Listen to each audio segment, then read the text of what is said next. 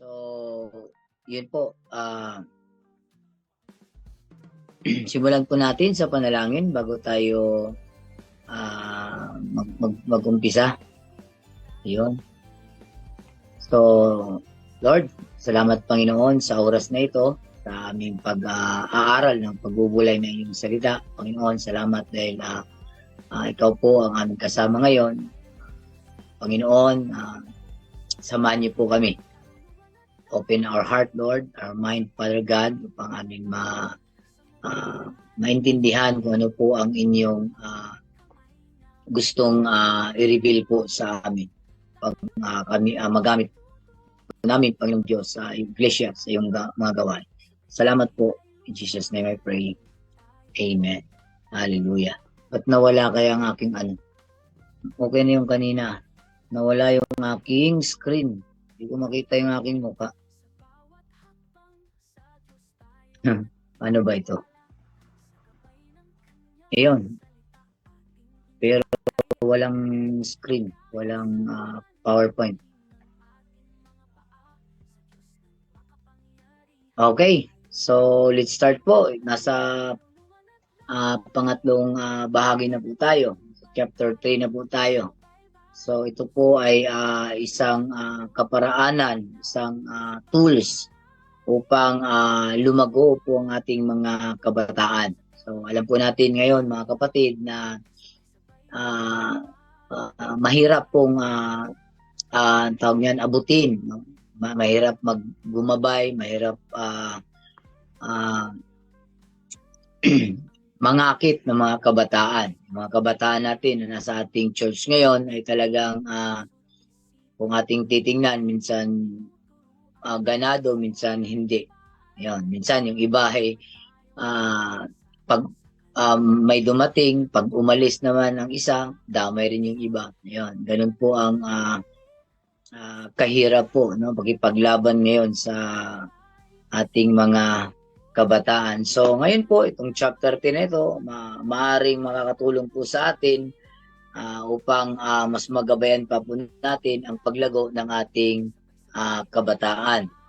So alam ko naman po na meron na po tayong mga program sa ating mga churches or mga naka-attend na po tayo ng mga seminar, conference para sa mga youth. So maaaring ito po mga kapatid ay makakadagdag po na po sa ating mga kaalaman.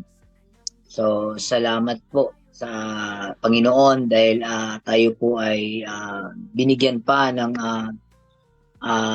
pagkakataon upang mas matuto pa po para sa ikakalago po ng ating iglesia. So ating chapter 3 po, topic ay tools and tips for youth growth. Yan. So clear po ako, mga kapatid? Amen. Amen po. Klaro po.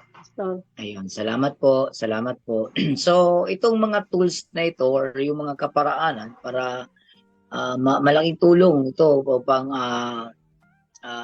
matutukan natin yung growth po or yung paglago ng ating mga kabataan. So, bago po natin umpisahan ang ating tawag nito, ang ating lesson, maaari pong mag-ask po ako ng mga ano lang, yung question po, yung madali ang question lang po siguro. Or kung gusto niyo pong magbahagi, welcome po tayo, mga kapatid. Ano po? Please po, malaman po natin yung mga status ng ating tawag nito, yung ating mga kabataan sa ating iglesia ngayon. So, at least makita rin po ng iba, no? Kung ano po ang nangyayari. So, ito po ang question. Ano po kaya ang nasa isip po natin, no? Yung the biggest challenge in youth ministry today? Meron po bang question dyan? Hindi po yan. Question po. Okay, sige po. Kung wala po, ito po yung question niya. What do you think is the biggest challenge in youth ministry today? So ano daw po ang mga challenge, mga karanasan po natin na sa ating youth sa panahong ito. Siguro po kung meron pong gustong magbahagi kahit konti, okay lang po. Magsalita lang po kayo.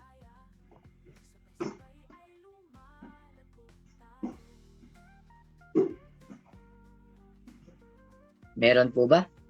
Kahit makipag-testimony or share ng kaunti lang po upang makakapag ano tayo sa ibang ating mga kapatiran dito.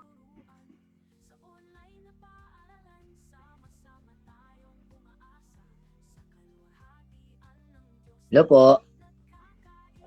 May mga chat. Meron po or ano po kaya?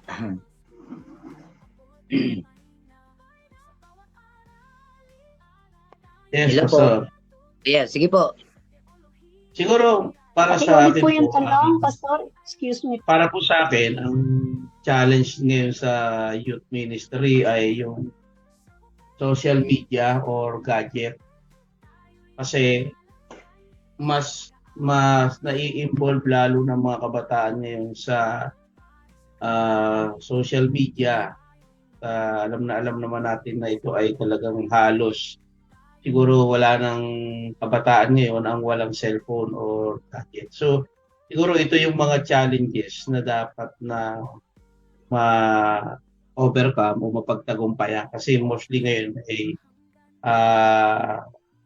sa social media, pag hindi aware ang isang kabataan, kahit hindi kabataan, ay pwedeng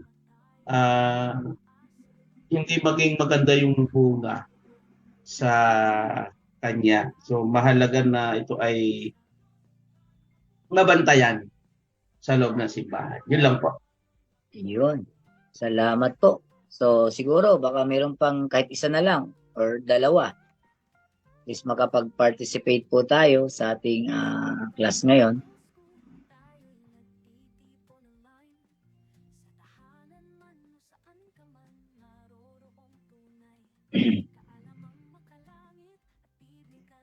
Yan po ang question po natin. What is the biggest challenge today in our youth ministry?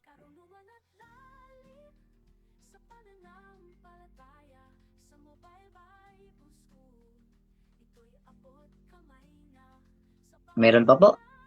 So, sa mga ano po? Bali, sige pwede po. pong sumagot, Pastor? Sige po. Sige po. Bali yung kakulangan ng communication through leaders and youth ministry po. Yun po, maaari pong communication. Hindi po makapag-communicate ng maayos sa youth ministry. O halimbawa po yung mga leaders, hinahayaan po nila, hindi ko po generalize, kumbaga hinahayaan po nila na yun na lang mismong youth ministry ang mag-alaga sa sarili nila, something like that po.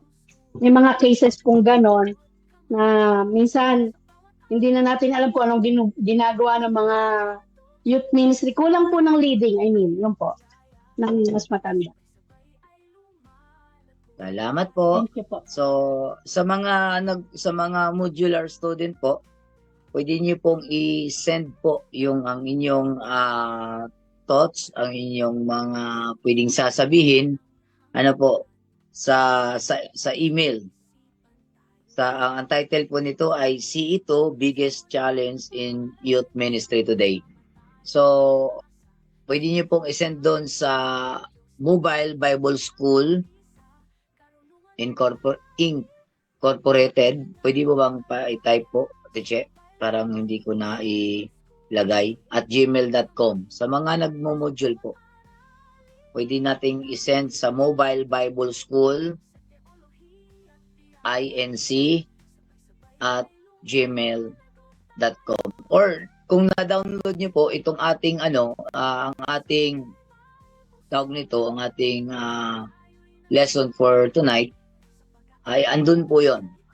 No? At pwede niyo po sa mga nagmo-module po, pwede niyo pong i-send doon ang inyong mga thoughts po.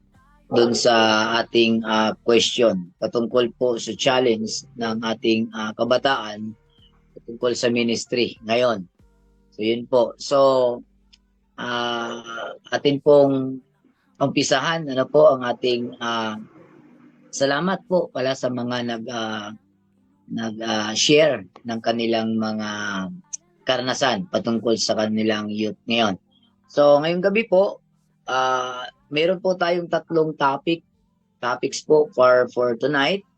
Ang una po ay letter A, 7 strategies for numerical growth, and then ang pangalawa po, 7 building blocks to strong relationship with youth. And then ang pangatlo po ay 7 steps to incorporate fun and fellowship. Ayan. So salamat, no?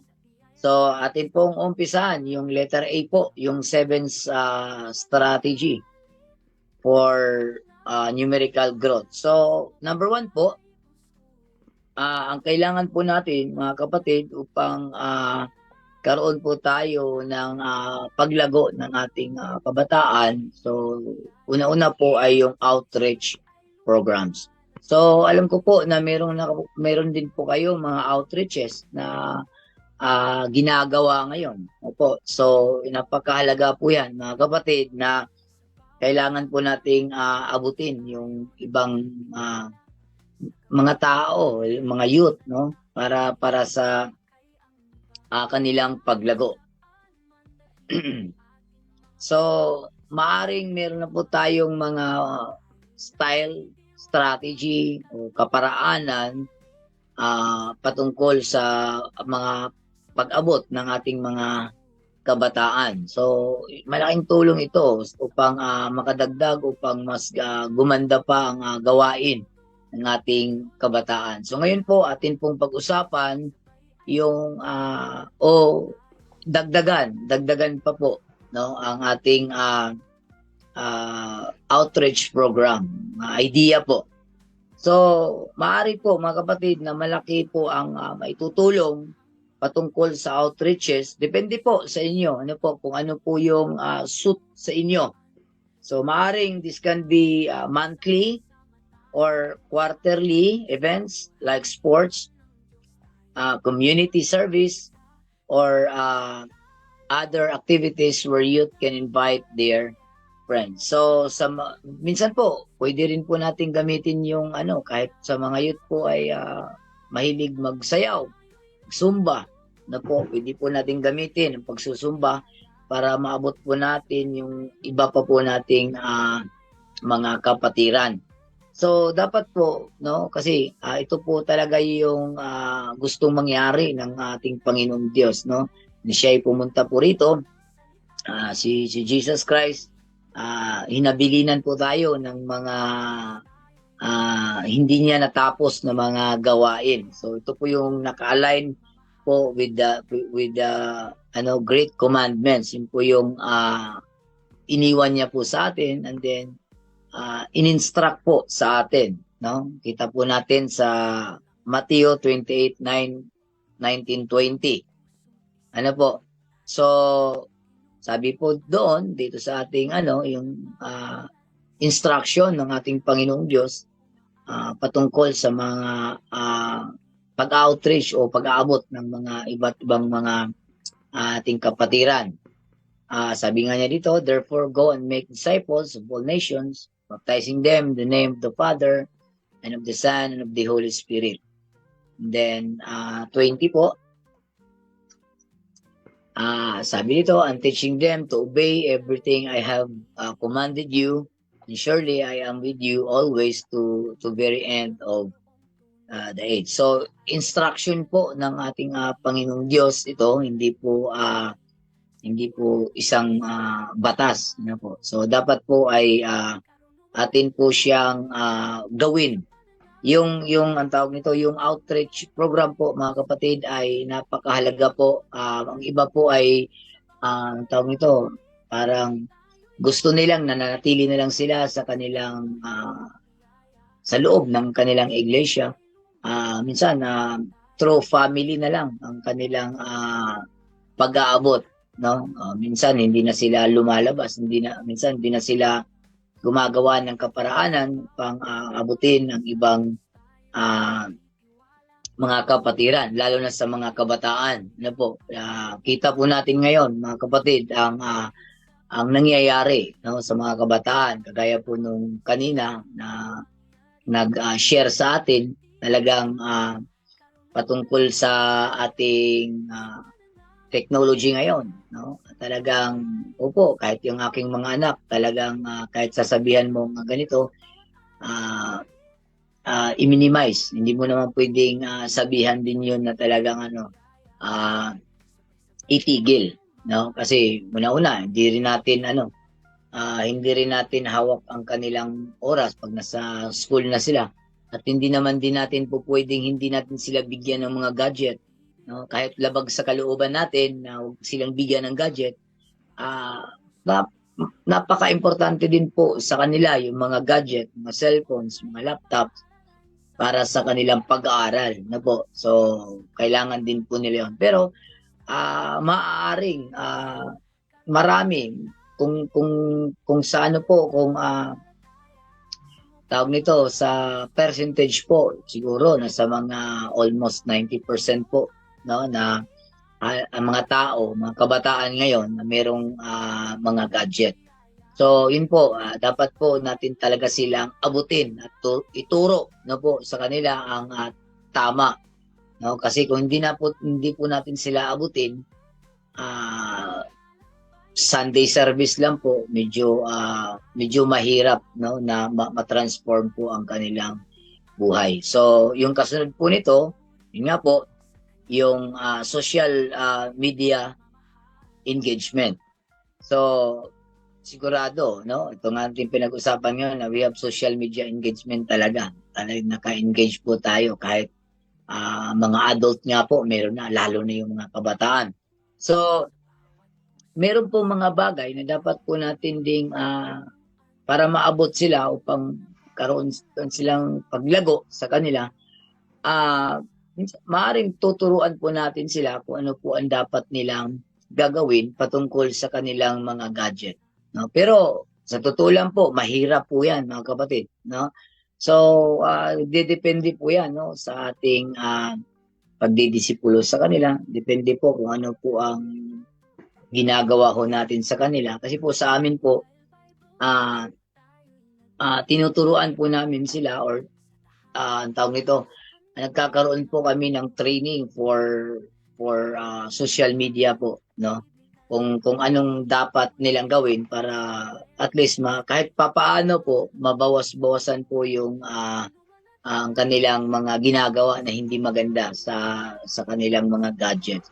So malaking tulong po, mga kapatid, kagaya po ng ito po, regularly posting in engaging content such as testimonies, event promotions, and devotional can help us reach youth in their digital space. So maaring gamitin po natin, mga kapatid, yung ating mga kabataan na ma-influence po ng social media upang maabot po natin sila talaga.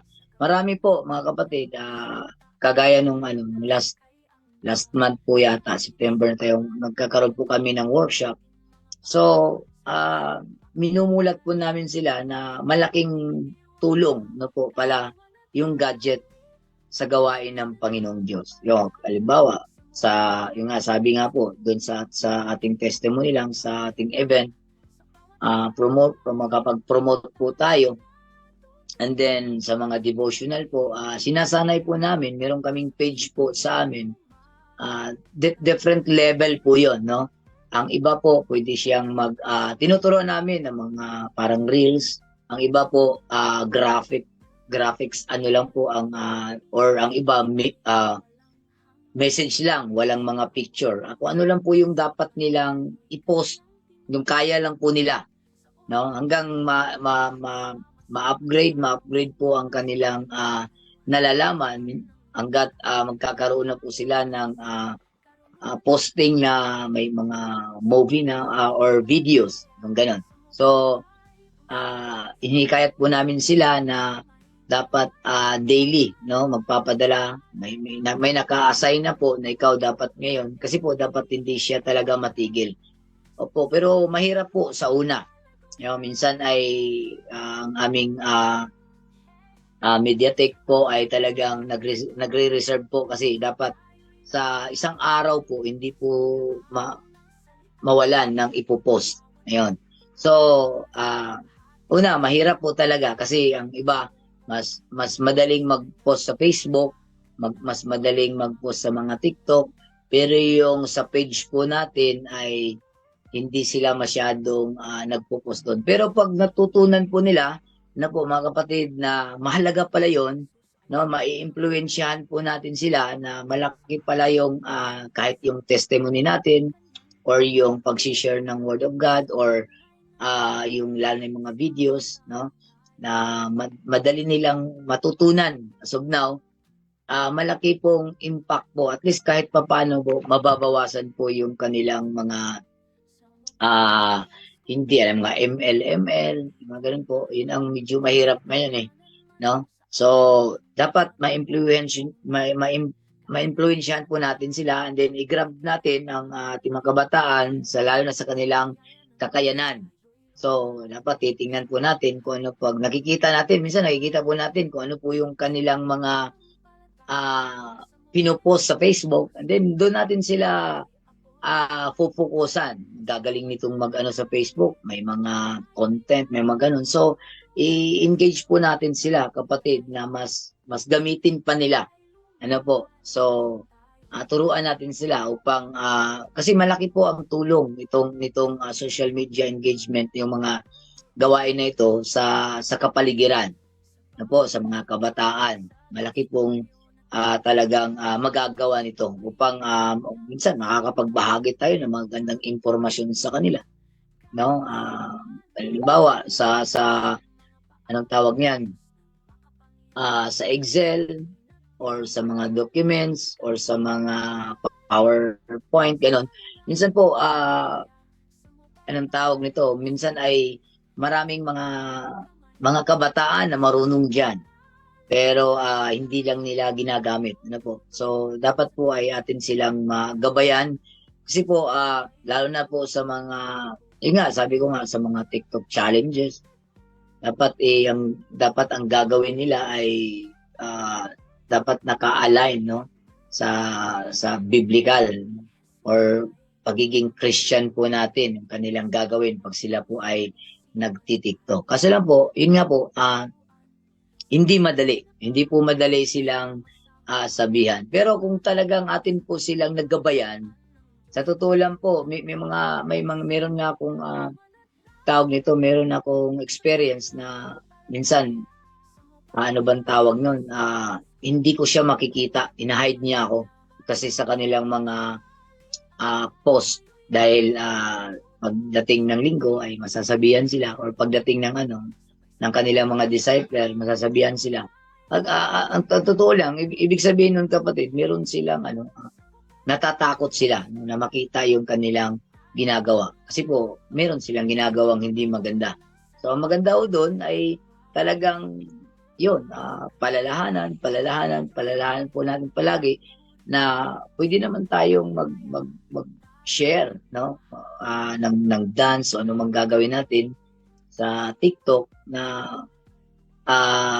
malulugod po ang Panginoong Diyos sa ating buhay. So, pangatlo po, youth-led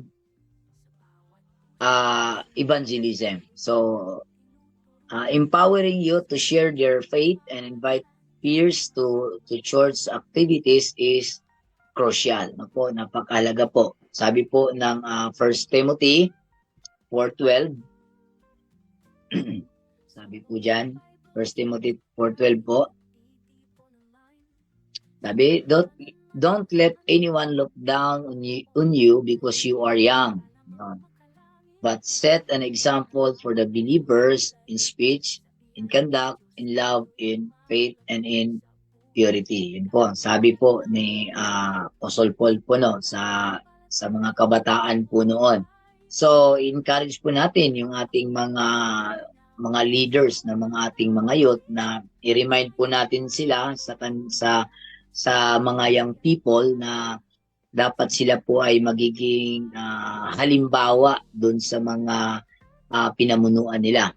So yun po, salamat dahil nagkaroon po tayo ng CE patungkol Christian education, patungkol sa kabataan, paano sila abutin, at least may enhance din ang ating mga youth leaders para po mas magabayan pa po nila ang kanilang mga kabataan. Kasi po sa totoo lang po, ang hirap po sa as of now po, no?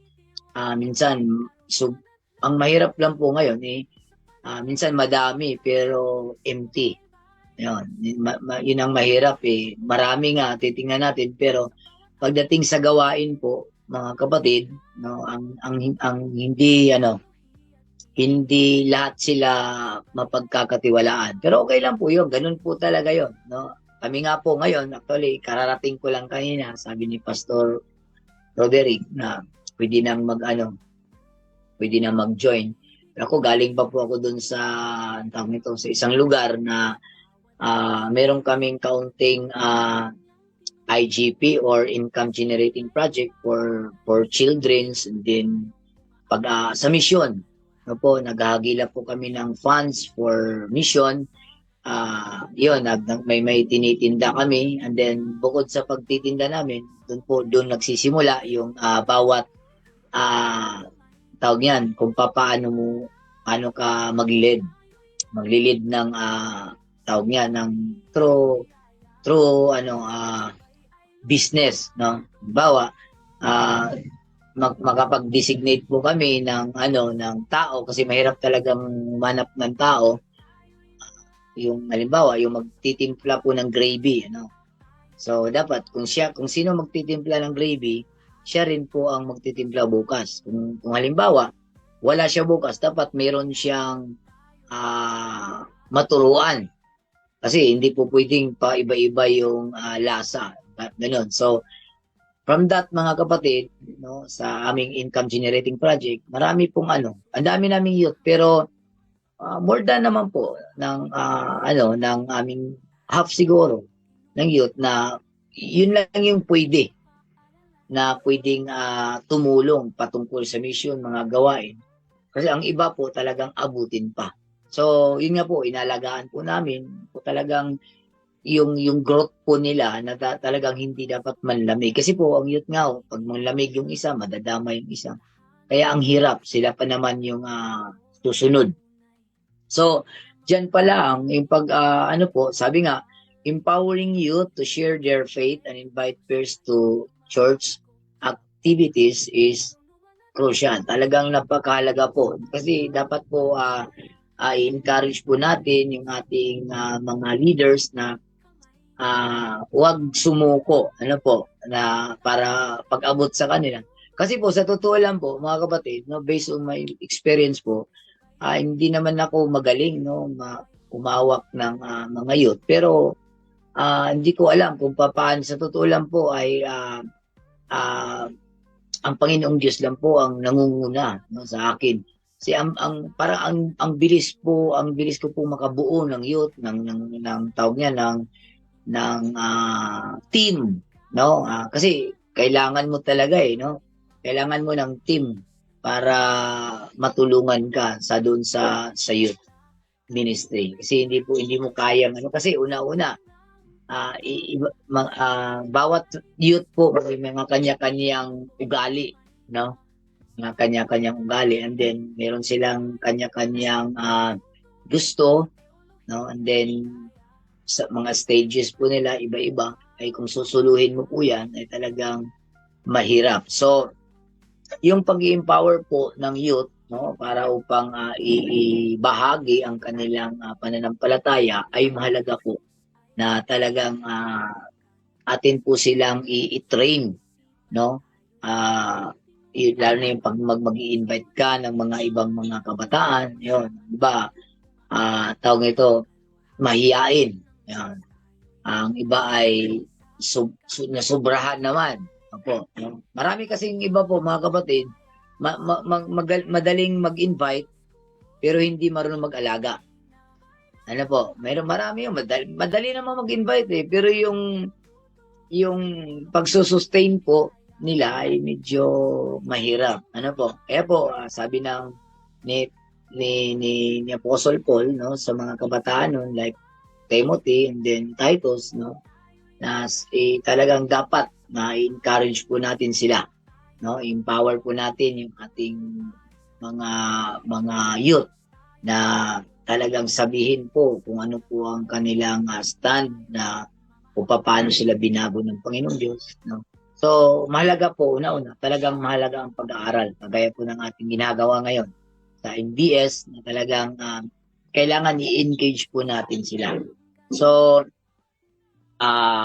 para po sa mga leader, no, dapat utusan natin silang bumuo ng mga plano, no, bumuo ng mga kanilang mga team, sabi ko nga po kanina, at lalo na po, turuan po natin silang manalangin para sa Diyos na kumilos ang Diyos, hindi sila ang kumilos. Kasi po ang mga youth ngayon, ang dami.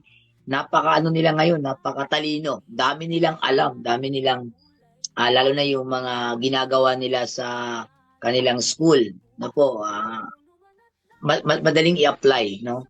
Pero para sa atin po as a Christian, na po, hindi po pwedeng ang atin po ang masusunod. Ano po, paalala lang po, no, na dapat kailangan po nating manalangin, no, sa Diyos na talagang dapat siya ang kikilos. Kaya nga po, meron nga pong nagtanong sa akin nung nakaraan kung paano ko raw po, kasi nasa music po ako, halos mga youth po. Actually, meron akong 3 teams sa music.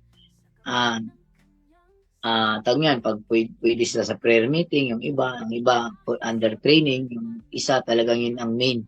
Kung paano ko daw po tawag yan, na sustain yung mga ganon. Kasi sila, after 3 months, 4 months, 5 months, wala na, train ulit. Sabi ko nga, sa totoo lang, kahit ako ay, yun na po yung gawain ko noon, youth ministry, music ministry, pioneering church, planting church, kahit yun ang ginagawa ko, kahit ang dami ko ng experience po, mga kapatid, nagpa-plant po kami ng church from Mindanao, Luzon, Visayas, Mindanao, pero ang nakikita ko po talaga, no, is kung wala ang Diyos, wala po talaga. Hindi mo yes, madali mag-plant ng church, pero yung mag-sustain, madali magbuo ng team, madaling mag-disciple ng youth, no, sa kaparaanan mo, pero maaring hindi po nagtatagal. Kaya po, mga kapatid, atin po silang ikayatin, no po, na talagang manalangin, no, hindi huwag ka munang kikilos hanggat walang maliwanag na vision, hindi 20/20 vision, no, hindi klaro. Kasi po nag-aaksaya lang po tayo ng panahon, aksaya tayo ng pera. Ayun, so minsan ang mga kabataan natin madali pang sumuko kasi yun nga, sugod ng sugod, no. So kayatin natin ang ating mga leader po, mga youth leader, na lalo na sa mga estudyante, no, mga leader ng school, na tawag niya na manalangin, no. Dapat center po ang Panginoong Diyos sa lahat ng ating plano. Okay po. So yun po yung number 4 po is connect with schools. Okay. So mahalaga po yan, mga kapatid, no, kasi halos youth ay nasa school. Okay. So kahit po hindi lang grade 7 pataas, kahit po yung grade 1 hanggang grade 6, maganda rin po yun kasi lalo na kung meron tayo mga campus ministry, yun, or campus church. Dati po kasi tinatawag namin ng campus ministry, pero ngayon po ay tinatawag po namin campus church, no? Kasi po dapat po ay meron kaming kahit church na meron sa isang school. So yun nga po, dapat tayo po ay kukonek sa mga schools, sa lalo na sa mga public schools. Ayun, daming estudyante po niya. Pero yun nga po, medyo may challenge din po para sa atin. Ano? Kasi po, partnering with local schools through sports po, lalo na sa music programs or mentorship can also be effective. Next page po. Okay? So, yun. Andun po yung andun po yung mga programa na dapat magandang ilapat doon sa mga schools. Yun nga po, ang maganda ho diyan is una-una, sabi ko nga, manalangin. Then hanap po tayo ng mga staff sa mga school, and then hihingi tayo ng tulong para makapag-start po tayo ng maliit na gawain muna doon. So, mahirap po kasi mga kapatid kung tayo lang hindi alam ng staff or ng mga admin ng school kasi po mayroong mga balakid, no? So, alam naman natin para sa Diyos 'yan. Kahit alam nilang para sa Diyos 'yan. So, tinitingnan po kasi nila yung belief, no? Parang ayaw nilang mahikayat, no, ang mga estudyante doon sa ating paniniwala. Ayun, yun po yung medyo challenging sa atin, no? Kaya po, mas maganda po, nalangin tayo sa Panginoong Diyos na may makakuusap tayo yung staff or lalo na yung principal na payagan po tayo na magkakaroon po ng gawain sa isang school. Kasi po, marami po doon. Marami pong estudyante. No? So, yung pag-aalok po natin ng mga session ng ating ng kanilang mga kaklase, pag-aaral pagkatapos ng school, no, malaking bagay po 'yon, no, na turuan natin silang mag-invite o mag-alok patungkol doon sa mga gawain.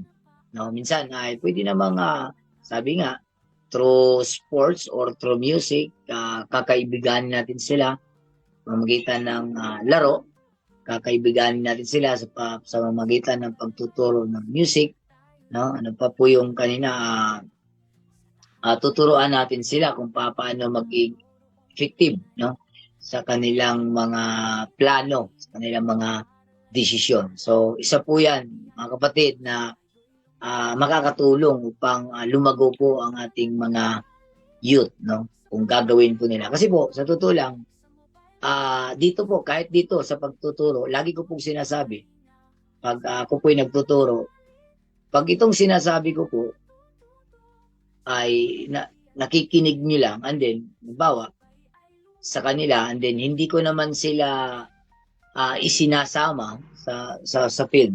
Parang walang nangyayari. No, kasi kung tuturuan iba po talaga yung ma-experience nila kung gaano kahirap at nagtagumpay sila dahil may Diyos. Yan po, iba po talaga yung sila mismong gumawa, no, at least nagtagumpay sila, at least mararanasan nila na ganun pala dapat ang gagawin, no? Huwag kang tumigil, huwag kang tawag niyan, huwag kang panghinaan ng loob.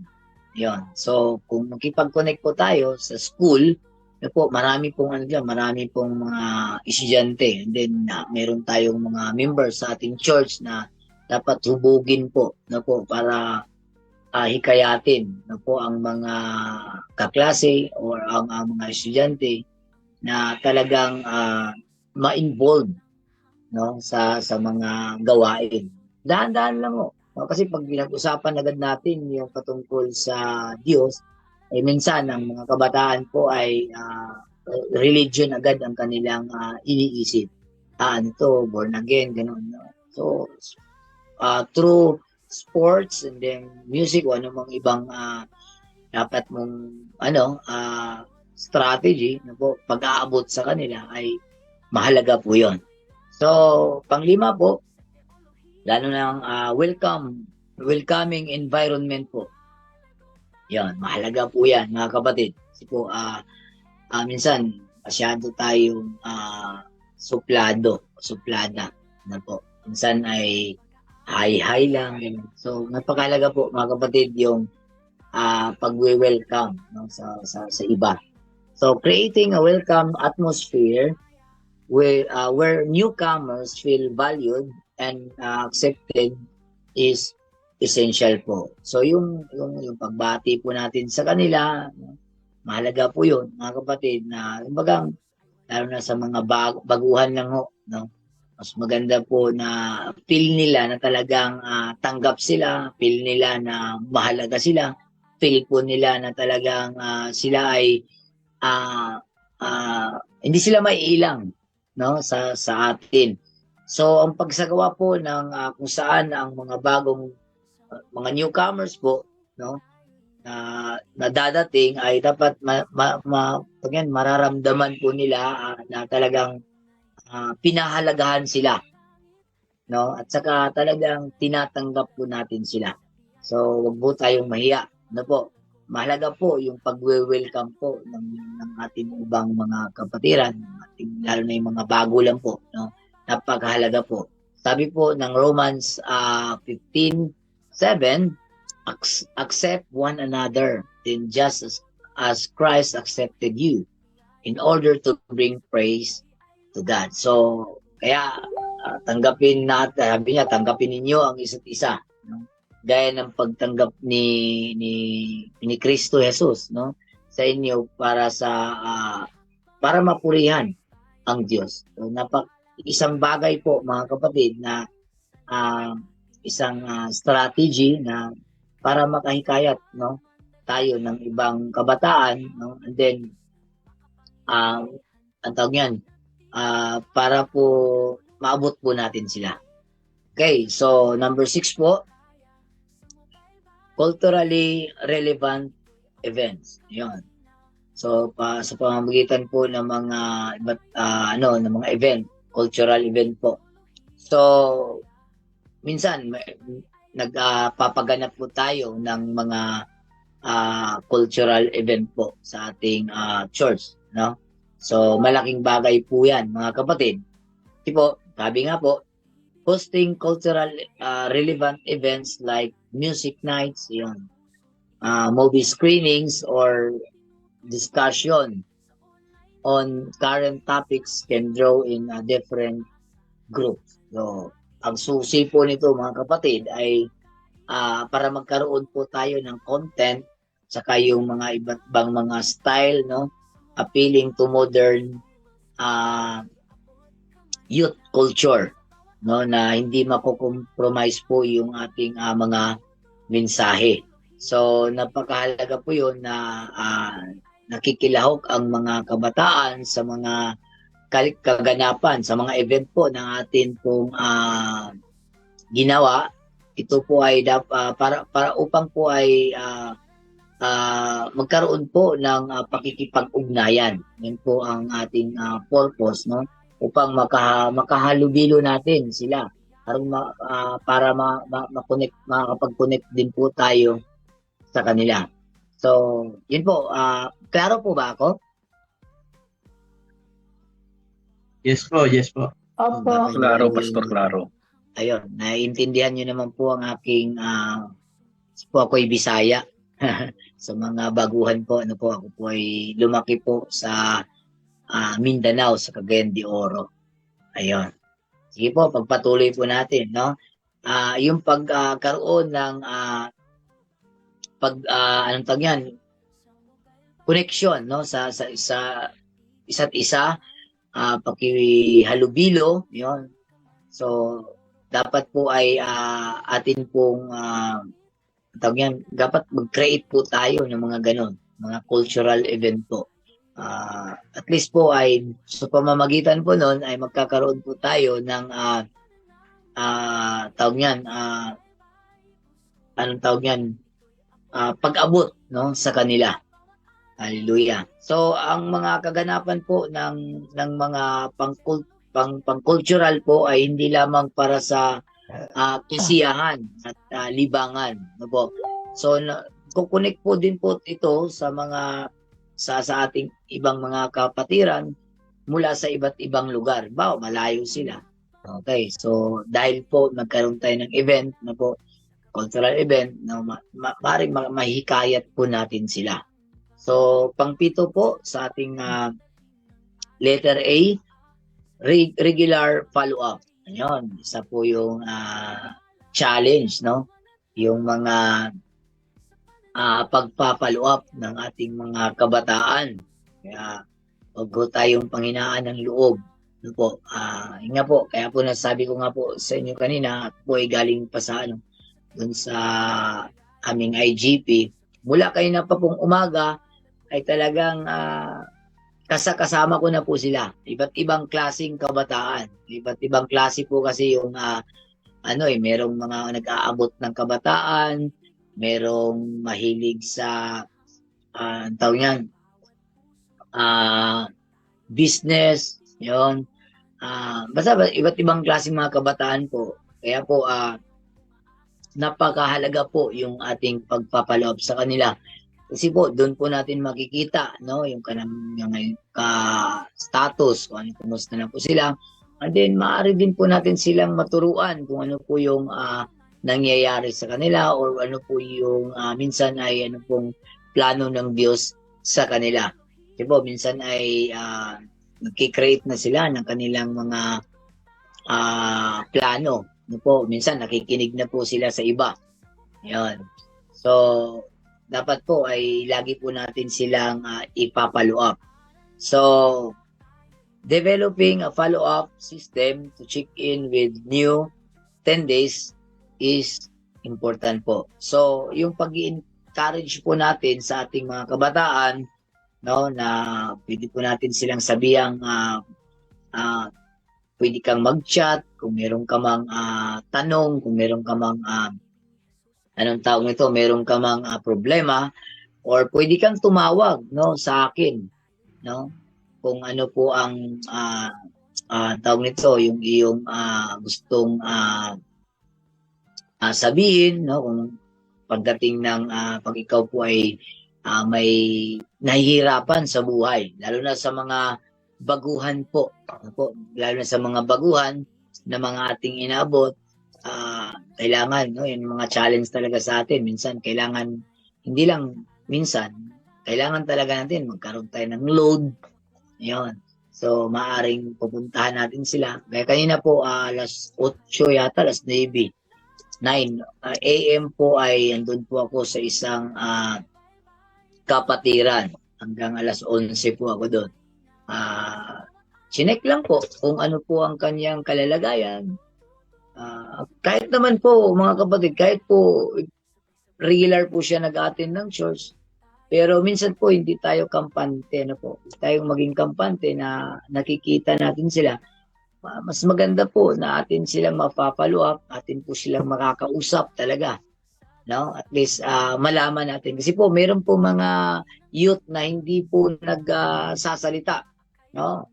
Meron po akong karanasan ngayon na talagang kahit hindi siya magsasalita, nadidiscern ko po na talagang medyo malayo siya. Masipag, gumagawa, talagang pawisan, paggagawa, pero talagang naiiba siya.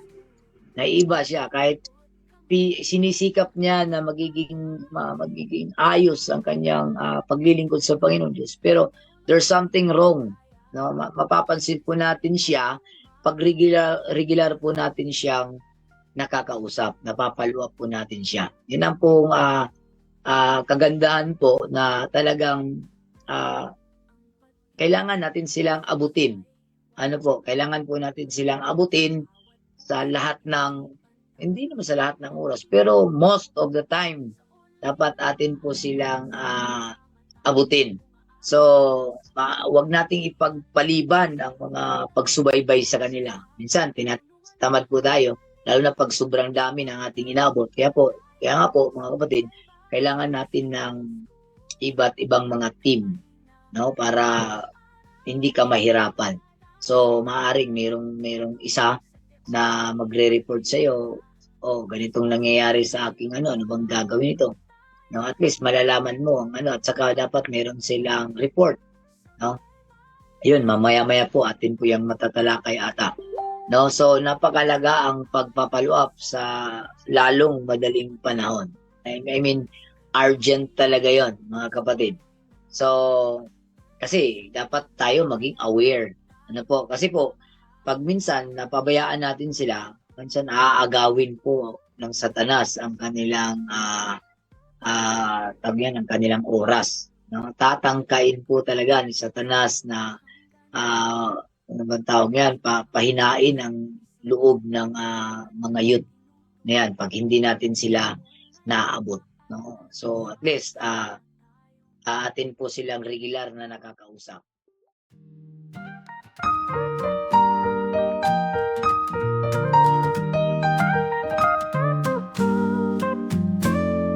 Sa Mobile Bible School, tayo'y nagtitipon online. Sa tahanan man o saan ka man, naroroong tunay kaalamang makalangit at biblikal na aral ay makulay. Sa biyaya ng Diyos tayo'y lumalago sa buhay, karunungan at lalim sa pananampalataya. Sa Mobile Bible School, ito'y abot kamay na. Sa bawat aralin, tayo'y natututo sa teolohiya at biyaya. Sabay-sabay ay lumalago tayo.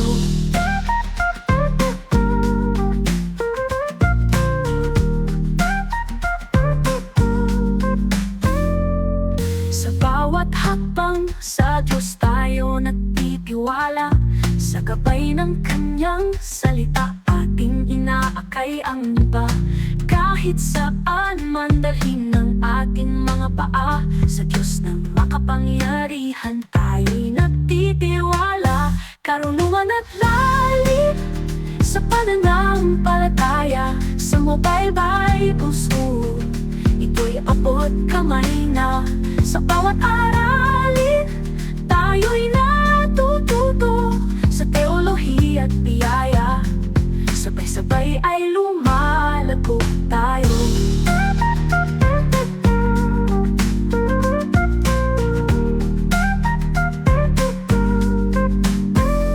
Ang pag-ibig ni Jesus ay walang hanggan. Sa bawat puso't isipan, tayo'y Kanyang tinuturuan. Sa online na paaralan, sama-sama tayong umaasa. Sa kaluwalhatian ng Diyos tayo'y nagkakaisa. Karunungan at lalim sa pananampalataya. Sa Mobile Bible School, ito'y abot kamay na. Sa bawat aralin, tayo'y natututo sa teolohiya at biyaya. Sabay-sabay ay lumalago tayo. Hey, sa Mobile Bible School, tayo'y naglalakbay. Sa pag-aaral ng salita, tayo'y magwawagi. Para sa kaluwalhatian ng Diyos, tayo'y nagpupuri. Sa Kanyang biyaya, tayo'y nagmamahalan.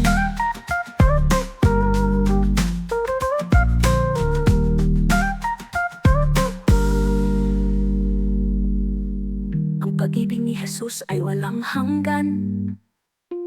Sa bawat puso't isipan, tayo'y Kanyang tinuturuan. Sa online na paaralan, sama-sama tayong umaasa. Sa kaluwalhatian ng Diyos, tayo'y nagkakaisa.